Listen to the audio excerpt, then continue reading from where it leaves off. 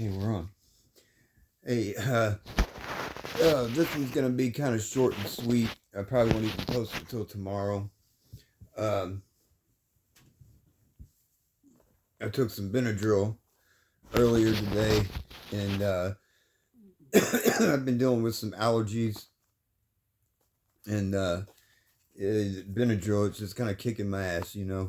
But we got some rain coming late tonight, according to the forecast, and supposedly tomorrow morning. So maybe it'll wash some of this shit away that's been kicking my ass. We'll see.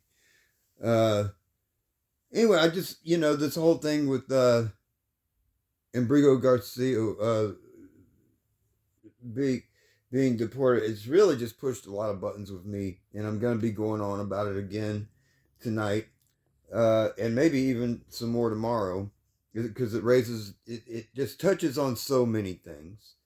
Uh, Tonight, though, really, I just want to, I'm going to keep it short and sweet. And I want to point out some of the contradictions here that this calls to mind.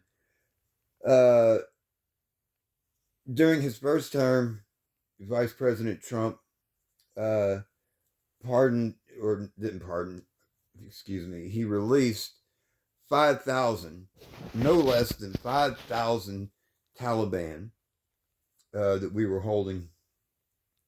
This was after he had attempted to meet with the Taliban leaders at Camp David uh,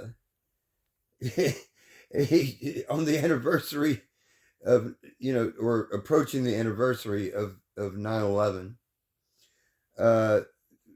It's how out of touch this guy is that he was even going to do that. I mean, Camp David was named after Dwight Eisenhower's son who died young.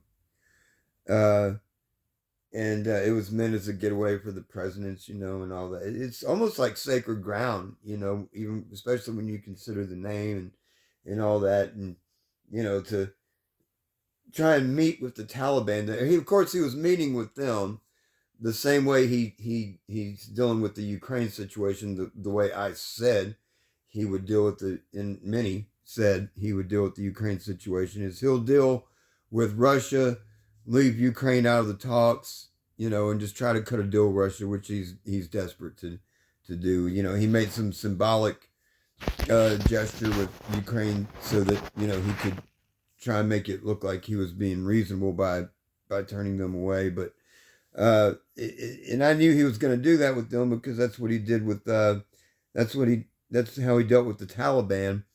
Uh, Everybody wanted to point the finger at Joe Biden when we had and it was a disastrous withdrawal that we had from there, but this was an agreement made by the previous Trump administration to withdraw from there.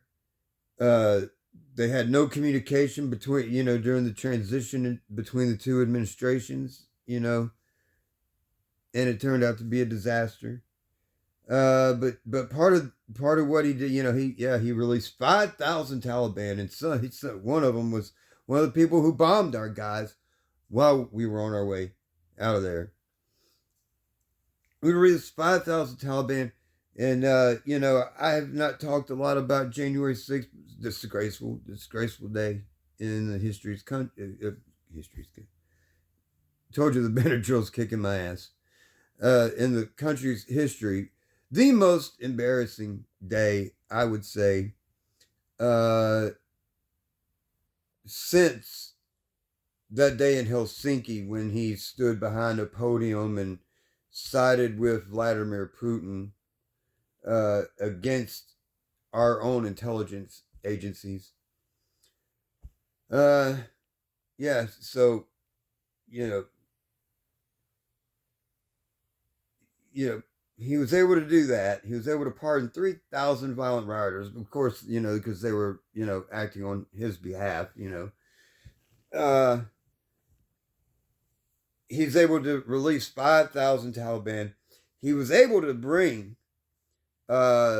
two, just here recently, he was able to bring two sex traffickers Andrew Tate and whatever his brother's name is, here from Romania.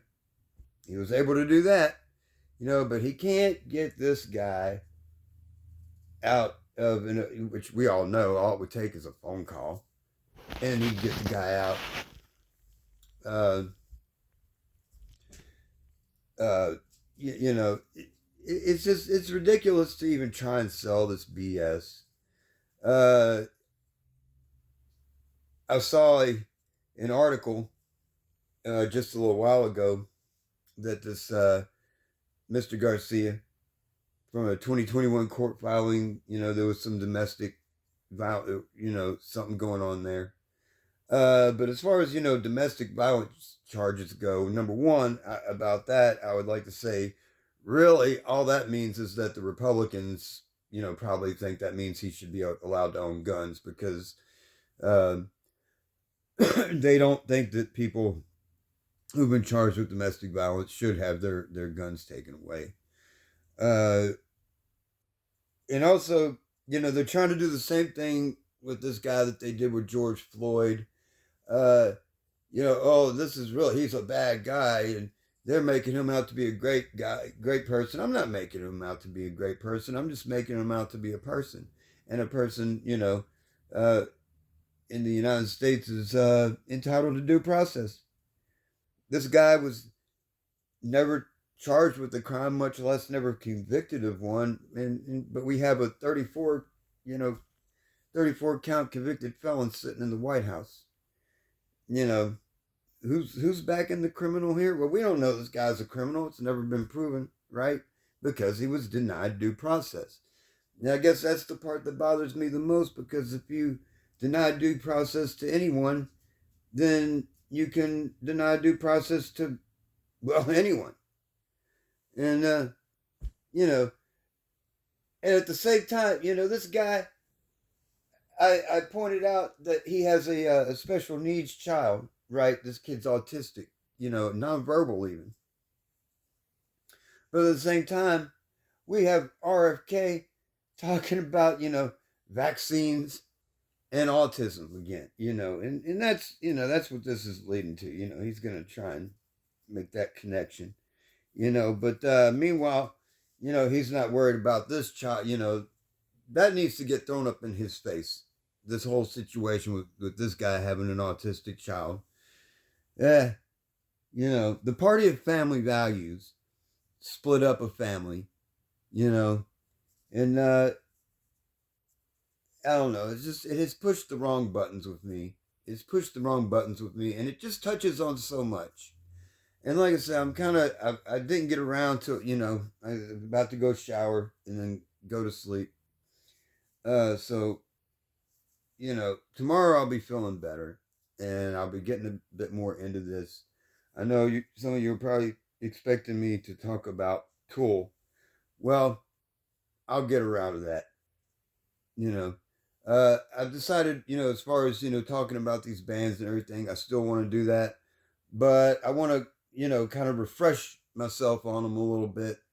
And so that way I can make some decent recommendations to people who aren't that familiar with them.